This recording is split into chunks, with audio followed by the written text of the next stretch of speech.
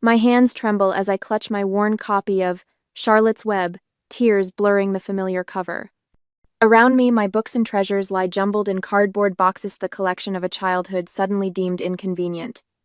I trace the spine where the binding has started to fray, just like my connection to this house. Mom? My voice catches. What's happening to my stuff?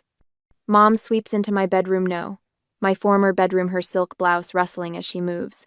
She's been redecorating all week, transforming my sky blue walls to a delicate lavender. The mural of flying birds that Dad painted when I was 7 has vanished beneath primer and expensive paint.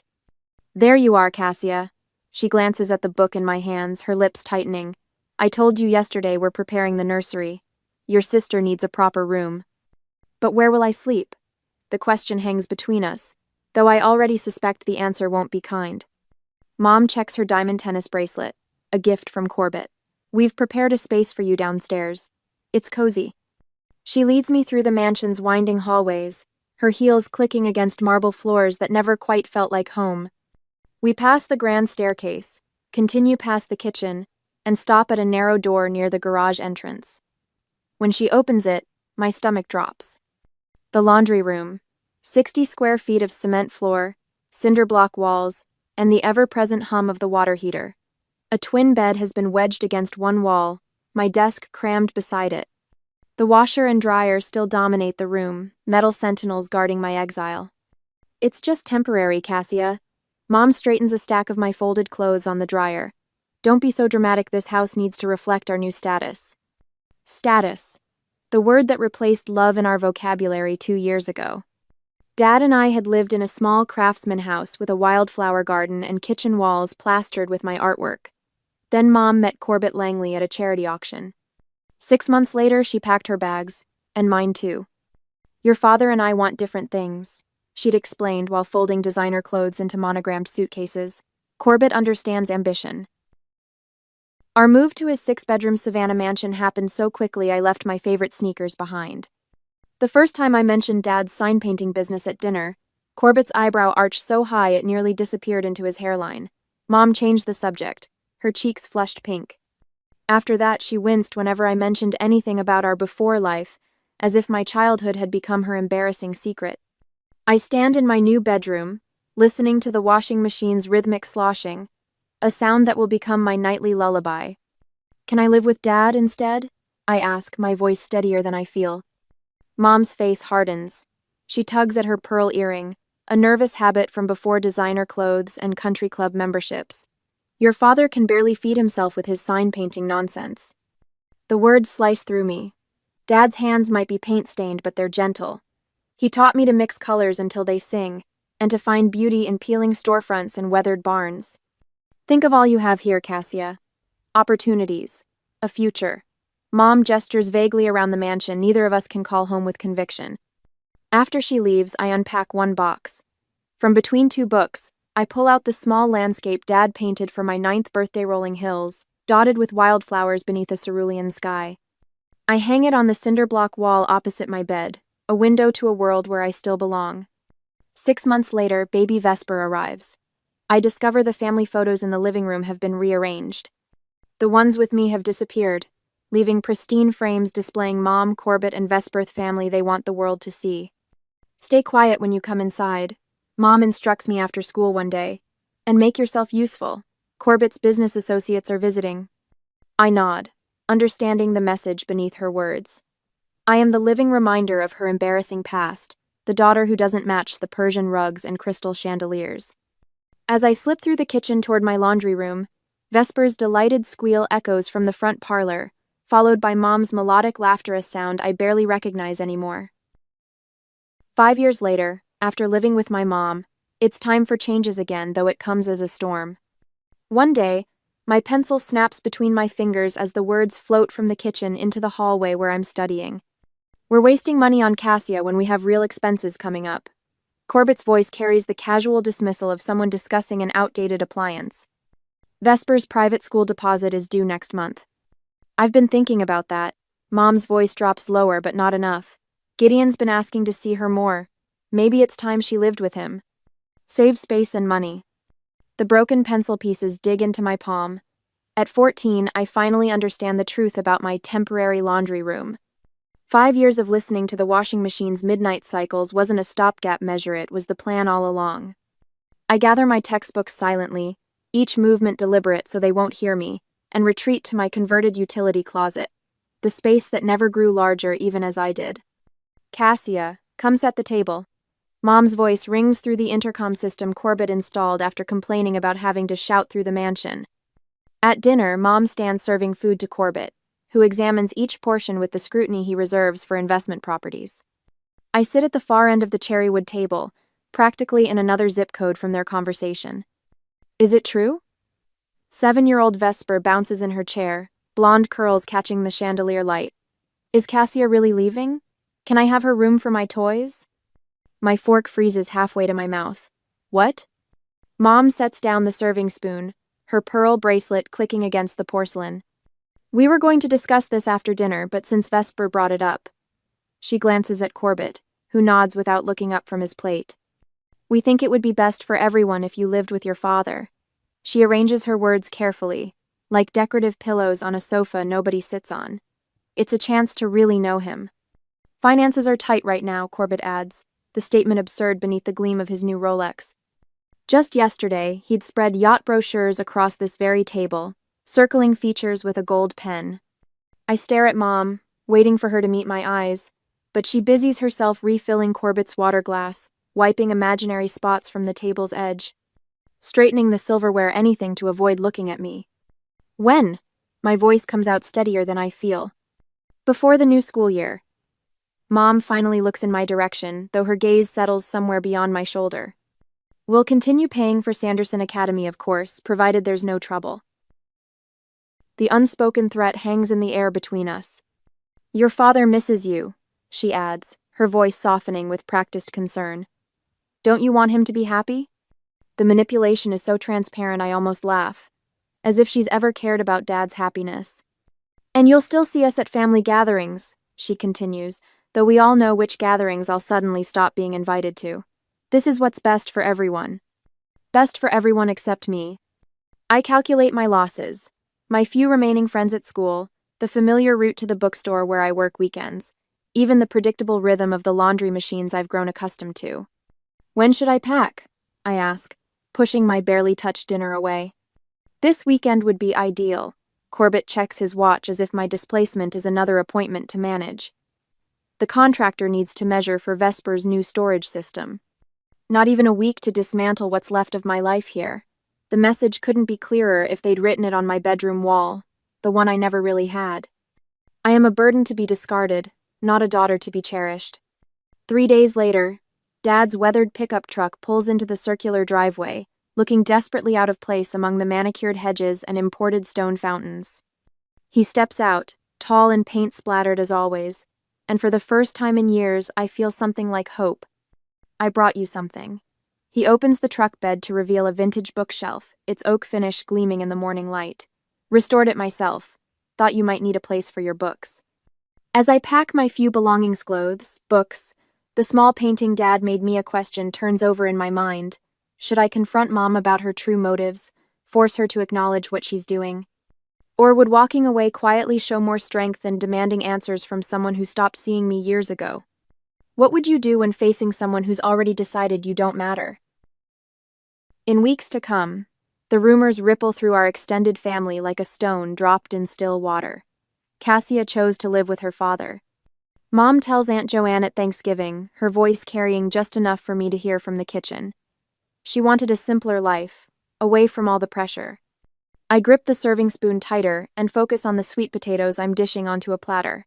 The lie settles between my shoulder blades like a cold hand. I didn't choose this displacement. I was boxed up and relocated like furniture that no longer matched the decor. Such a shame, Aunt Joanne murmurs, not bothering to lower her voice. A girl needs her mother. My cheeks burn. Dad taught me that sometimes silence is the most dignified response, but dignity feels like cold comfort when everyone believes you've rejected your own mother. The invitations dwindle after that. First Christmas at Grandma Wilson's happens without us. Then Easter brunch. By summer, my 16th birthday party invitation mysteriously gets lost in the mail for the third consecutive year. They're planning something special just for the four of us, Dad says, trying to soften the blow when I check the mailbox every day for 2 weeks straight. But we both know better. Dad's apartment can barely contain us both. The living room transforms into my bedroom each night, the sofa unfolding into a bed that leaves exactly 18 inches of walking space. I stack my clothes in plastic bins that slide under the sofa during daytime hours, a daily ritual of appearing and disappearing. The part-time job at Haverford Books keeps me in school supplies and helps with groceries when Dad's sign painting business hits slow periods. 3 afternoons and every Saturday, I arrange new releases on shelves, catalog used book donations, and balance the register at closing time. Homework happens during quiet afternoon lulls, my textbooks spread across the checkout counter. On nights when Dad works late, finishing storefront signs after business hours, I cook dinner from our carefully planned grocery list. Chicken thighs stretch further than breasts. Rice and beans become 3 different meals with different spices. I track every expense in a small notebook, calculating the weekly average down to the penny. What I don't track is the weight that settles across my chest each time I see Vesper's ballet recitals documented on Mom's social media. Or the way my throat tightens when Dad asks if I want to invite friends over, knowing there isn't room for anyone else in our cramped space. I learned to swallow these feelings like bitter medicine quickly, with minimal fuss, focusing instead on what needs doing next. "You're remarkably self-sufficient, Mrs. Haverford says one afternoon, watching me calculate book order quantities against our monthly sales projections. Most teenagers can barely remember their homework, much less manage inventory forecasting. Her kind eyes crinkle behind tortoiseshell reading glasses. At 72, she moves more slowly through the store but misses nothing. "Just doing my job," I mumble, uncomfortable with praise. "No," she says firmly. "You're doing exceptional work.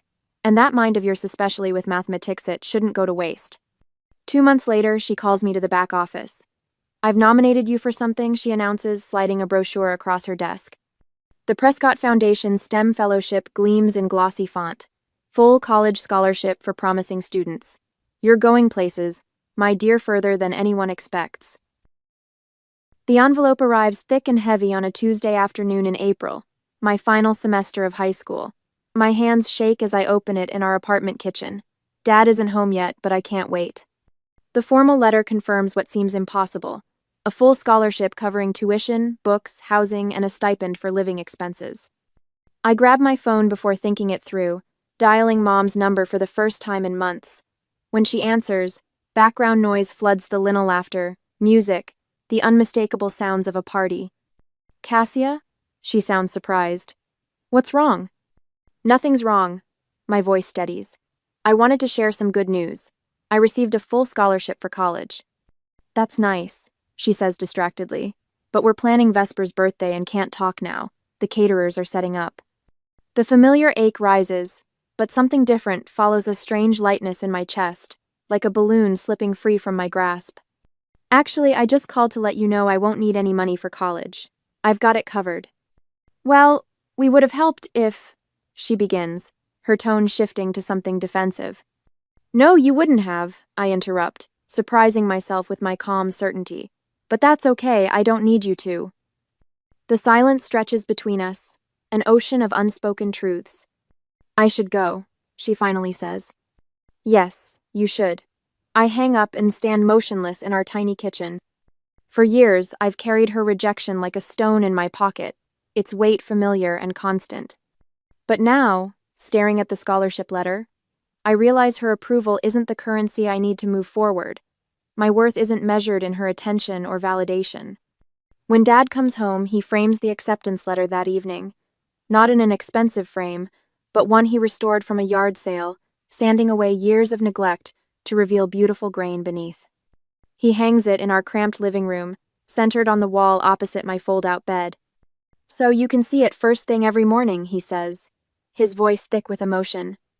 Mrs. Haverford throws a small celebration at the bookstore the following weekend. She bakes a chocolate cake herself and presents me with a leather-bound journal and a fountain pen. "For recording your brilliant ideas," she says. My mother has never attended a single academic awards ceremony. Vesper complained loudly about my honor society induction running too long. But here in this dusty bookstore, surrounded by well-wishers who know my actual strengths and interests, I find something that feels suspiciously like belonging. When graduation day arrives 4 years later, I don't expect to see family beyond Dad in the audience. As valedictorian, I've rehearsed my speech repeatedly, timing each pause for maximum impact. The principal calls my name, and I rise from my seat, straightening my borrowed graduation gown. As I approach the podium, movement at the back of the auditorium catches my eye. A sleek car must have arrived late. The door is just closing. Scanning the crowd, I spot not my mother's perfectly coiffed hair, but Vesper sitting alone in the back row, her expression unreadable across the distance. My prepared words suddenly seem inadequate for this unexpected audience. 2 years after graduation, the morning sunlight splashes across our kitchen table, where Rowan hunches over blueprints, his work-worn fingers tracing electrical pathways. His focused expression softens when he notices me watching. "Think the Williams project will go for the expanded solar array?" I ask, sliding a mug of coffee beside his elbow. "With you designing the system? Absolutely." His confidence in me still catches me off guard sometimes. "Your promotion to project lead means they trust your judgment more than that overpriced consulting firm." I lean against the counter, savoring the warmth of both the coffee and his words. At 24, I've built something real, a career installing commercial solar systems that pays well and matters to the world. My fingers brush against the smooth countertop of our modest kitchen, still new enough that sometimes I wake up surprised to find myself here, rather than on Dad's pull-out sofa. 2 years of saving every penny finally paid off, I say, surveying our little 2-bedroom starter home. Nothing fancy, just solid construction with good bones, as Rowan put it when we first toured it. Like our relationship built carefully over time, tested for structural integrity, grounded in reality. The phone rings, interrupting my thoughts. I frown at the unfamiliar number but answer anyway. "Cassia? It's your mother." My stomach tightens. Maribel hasn't called in over a year, not even for my birthday last month. "I need you to take Vesper," she announces without preamble, not asking telling. "She needs to focus on her conservatory training, and housing near campus is outrageously expensive." I grip the phone tighter. "Hello to you too, Mom." "Don't be difficult, Cassia. You have a spare bedroom, and you're responsible enough to keep her on track. She needs structure." The audacity steals my breath. After exiling me to a laundry room and then shipping me off to Dad's when I became inconvenient, she wants me to welcome Vesper with open arms? "This isn't something you spring on someone out of nowhere," I manage, keeping my voice level while Rowan watches with concern. "We have our own lives here." "It's just for the school year," Maribel continues as if I hadn't spoken. "You'd be doing us a tremendous favor." "Us meaning you and Corbett?" I clarify, my tone sharpening despite my efforts. A telling pause. "We need to focus on networking without distractions. This arrangement works perfectly for everyone." Translation. Vesper has become inconvenient, just as I once was. 2 months, I say finally. A trial period, with house rules she'll need to follow. Maribel's relieved sigh carries through the phone. "Wonderful. I'll have her there next weekend." After hanging up, I drop into a chair beside Rowan, suddenly exhausted. What did I just agree to? He covers my hand with his. "You set a boundary, that's progress." "Am I making a huge mistake?" I ask, letting family who closed their doors to me into our home. "We'll handle it together," he promises, squeezing my fingers. "This is our house, our rules." Later that evening, Dad brings over a homemade lasagna, listening intently as I explain the situation. His weathered face tightens when I mention Maribel's demands. "Kindness shouldn't come at the cost of your peace," he warns gently, helping Rowan rearrange furniture in the spare bedroom. "You've built something good here. Protect it." Together, we draft house rules: curfew, chores, respect for our work schedules, no unauthorized guests. Each point feels like a fortress wall rising, protecting what Rowan and I have created. When Vesper arrives the following weekend, she steps from Corbett's Jaguar with 3 designer suitcases, her critical gaze sweeping over our modest neighborhood. "This is it?" She wrinkles her nose, not bothering to lower her voice. "It's so small." "It's home," I reply simply, helping with her smallest bag while Rowan takes the largest. That night, passing the guest room, I overhear Vesper on the phone. "It's tragic, Maddie. Like, embarrassingly basic. No pool, not even a decent bathroom." I'm dying here. My chest tightens with an old, familiar pain, that feeling of being judged and found wanting. The first week passes in tense politeness that fractures when Vesper's conservatory calls asking about her repeated absences. You skipped 3 classes this week?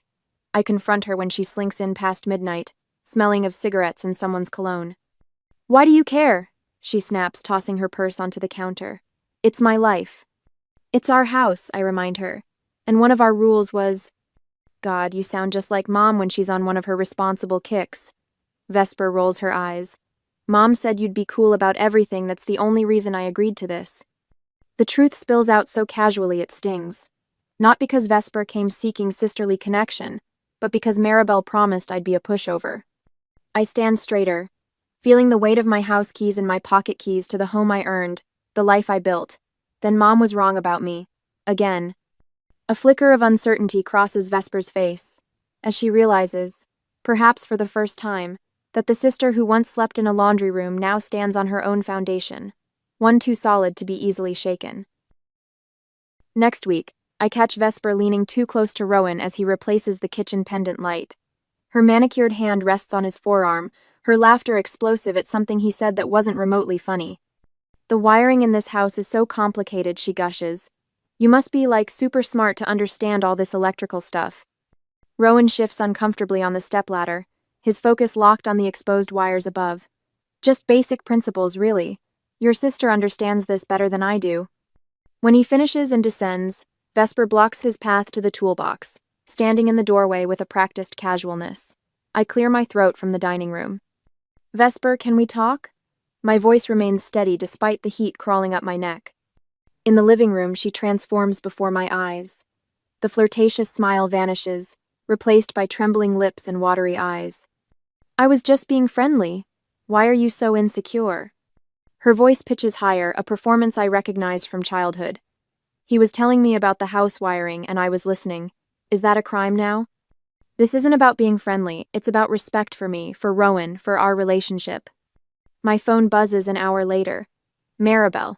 Perfect timing, as always. Cassia, what on earth are you doing? Her voice slices through the speaker. Vesper's in tears. She called saying you accused her of something ridiculous. The poor girl was only trying to connect with your boyfriend. The dismissive pause speaks volumes. That evening, I find Vesper's diamond tennis bracelet eerily similar to my mother's resting on Rowan's workbench in the garage. The next morning, she positions herself in the hallway as he tries to leave for work, talking about a gallery opening, asking if he might like to accompany her. Rowan's clearly into me, she says when I confront her later, tossing her hair over one shoulder. He deserves better than someone who grew up in a laundry room. The words land like a physical blow, but I refuse to flinch. You have 30 days to find other arrangements, I say, my voice calmer than I feel. This isn't working. Vesper's mouth drops open. You can't be serious. I am. 1 month. You're overreacting. Nothing happened. Rowan enters from the kitchen, his face uncharacteristically stern. He hands me his phone, open to a string of text messages. I think you should see these, he says quietly. The texts from Vesper start innocently enough, but quickly cross into territory that makes my stomach clench. Invitations to meet when I'm working late. Comments about my boring career choices. A photo of her in a swimsuit with the caption, "What do you think?" Vesper lunges for the phone. Those are private. You had no right to show her. I have every right, Rowan says, his voice level but firm. I chose Cassia, not for connections or a family name for her. Her brilliance, her integrity, everything she is. His hand finds mine, warm and steady. You can't kick me out, Vesper's voice rises, panic replacing the calculation in her eyes. Mom will be furious. Where am I supposed to go? Back to the mansion, I imagine, I reply. The same place I wasn't welcome. But the conservatory is a 10-minute drive from your parents' house. This isn't fair, Vesper's face contorts. I'll tell Mom everything. She'll cut you off completely. A laugh escapes me, genuine and unexpected. Cut me off from what, exactly? I've been on my own since I was 14. Vesper stares, confusion replacing anger. I'm not responsible for your mother's feelings, I continue, just as she was never responsible for mine. The weight of years lifts as I speak the truth aloud. That weekend, as Vesper packs her designer luggage with theatrical sighs, Rowan takes me to our favorite spot overlooking the river. He kneels on the weathered boardwalk, presenting a simple ring with a small emerald-me birthstone. "I want to build a life with you," he says, the setting sun turning his auburn hair to flame. "A real one, based on who we are, not what anyone else thinks we should be." 6 months later, with Vesper long gone, Rowan and I prepare for our wedding in Dad's backyard. The maple trees promise perfect shade for our 50 guests, and Dad's hand-painted signs mark the ceremony and reception areas. I dial my mother's number, an olive branch extended despite years of distance. "A backyard wedding?" Maribel's voice drips with disdain when I describe our plans. "Why would I attend a backyard cookout for nobodies? Marrying a cable puller? Enjoy that, Cassia." The casual cruelty feels almost nostalgic in its predictability. "Thank you for making my decision easy," I reply. "Goodbye, Mother." I hang up and return to arranging wildflowers in mason jars. Dad whistles as he strings lights in the trees, and Mrs. Haverford arranges her homemade pies on the dessert table.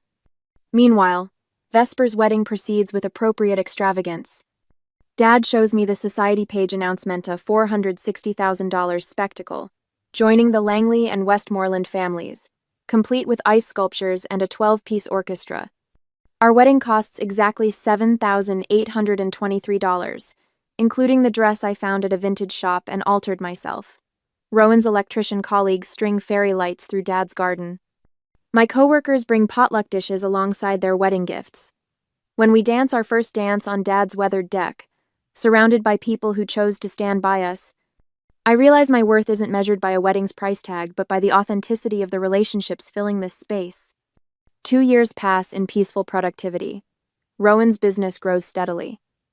I earn a promotion at the solar company. We renovate our kitchen on weekends, arguing cheerfully about cabinet hardware and laughing when we mess up the paint. Then a rumor reaches us through Dad's friend at the country club. Corbett's land bank scheme is collapsing. Federal investigators have frozen accounts. The Langleys face financial ruin. My phone buzzes with a text from an unknown number. "We need to talk. Family matters. M." I show Rowan the message, my hand steady despite everything.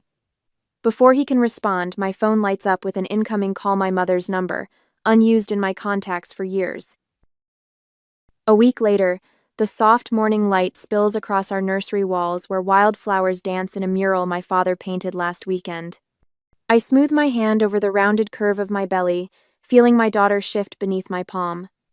Unlike my childhood bedroom that vanished without warning, this room has been created with intention, each detail, a promise that she will always have a place that's hers. The shrill ring of my phone breaks the moment. My mother's name flashes on the screen, and I notice my hand no longer trembles when I see it. "Hello, Mother." My voice comes out steady, unrushed. "Cassia." Maribel's voice wavers, lacking its usual polish. "We need to talk about our situation." I wait, one hand resting protectively over my unborn child. "The bank foreclosed on the house," she continues when I don't fill the silence. "Corbett's investments, well, it's all gone. And Vesper's husband filed for divorce after he caught her with his business partner." I watch a robin land on our modest front porch railing. "I'm sorry to hear that." "Sorry?" Her voice rises. "We're family, Cassia. We need somewhere to stay." The old guilt doesn't surface as expected. Instead, a calm clarity washes over me. "And what exactly are you asking?" "We're not asking. Family takes care of family. We'll need your spare bedroom for me and the sitting room for Vesper until we get back on our feet." I think about the laundry room with its humming water heater and cement floor. How it felt to be 9 years old and disposable. "No," I say simply. "Excuse me?" The familiar sharpness returns to her tone. "My home isn't available to you. After everything I've done for you?" Her voice cracks with indignation.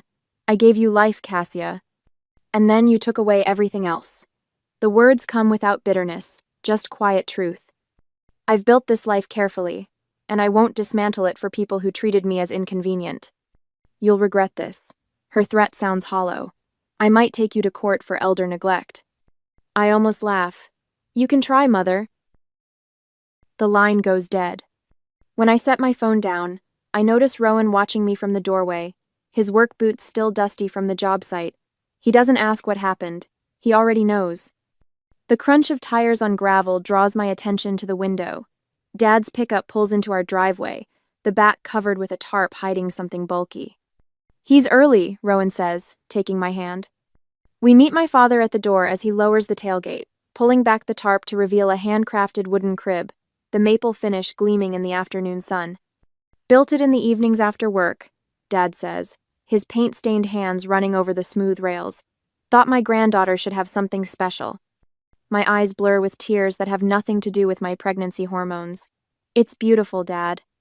Together, the three of us carry the crib into the nursery. Dad tells Rowan about the techniques he used, offering to teach him when they finish the back deck next month. My husband listens intently, hungry for knowledge that can be passed down, not status that can be flaunted. Later, Rowan and I sit on our porch swing, his arm around my shoulders as the sunset paints our modest neighborhood in gold. The weight of his steady presence beside me feels like the home I never had in my mother's mansion. "We may not have a mansion," I say, leaning into him, "but we built this with love and that's enough." He nods, his hand joining mine over our growing daughter. In the nursery behind us, Dad's handcrafted crib waits beneath a mural of wildflowers. Across the hall, Rowan has set up a small workshop where Dad is teaching him sign painting techniques during weekend visits. We're creating something my mother never understood: a home built on constancy rather than convenience. As I feel my daughter kick beneath my hand, I wonder, do we owe family who discarded us just because we share DNA? I chose to protect my peace and my child's future. But what would you have done when faced with the people who once called you disposable?